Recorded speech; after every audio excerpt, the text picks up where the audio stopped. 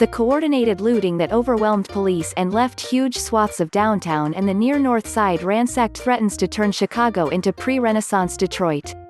If it does, Mayor Lori Lightfoot will pay the price, whether or not she was powerless to stop it. Businesses that survived the stay-at-home shutdown and sustained heavy losses during the looting in late May triggered by the death of George Floyd may be reluctant to rebuild for fear they won't be protected.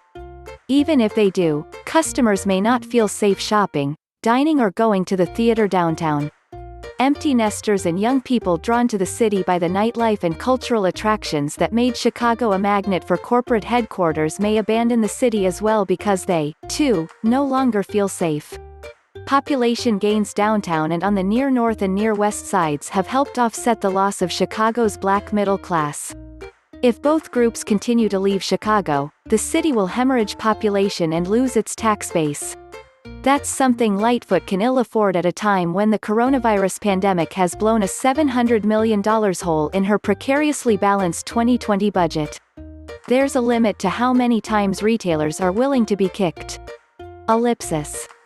It will be difficult after retailers who have invested millions in reopening to have to do it again.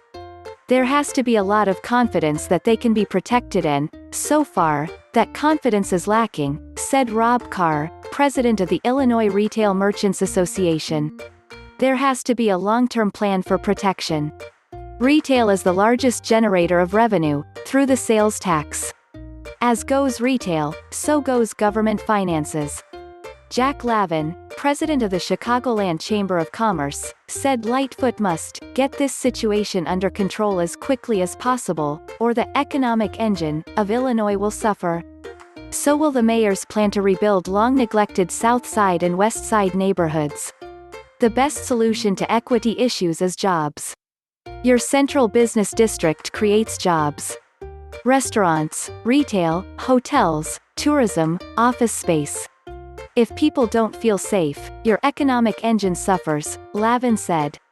The more incidents we have like this, the more perception grows of the central business district being unsafe. We can't afford any more hits like this. Downtown Ald. Brian Hopkins II said his constituents are terrified after having their sense of security stolen from them. Ellipsis. They can't walk out the door without risking their lives, even in the middle of the day. Lightfoot called the second round of looting an assault on our city, and warned looters, "We are coming for you." Hopkins was not impressed.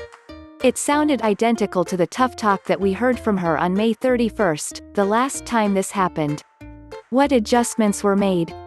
What's different today? What did they do to prevent this? What have they changed? I don't see it, Hopkins said.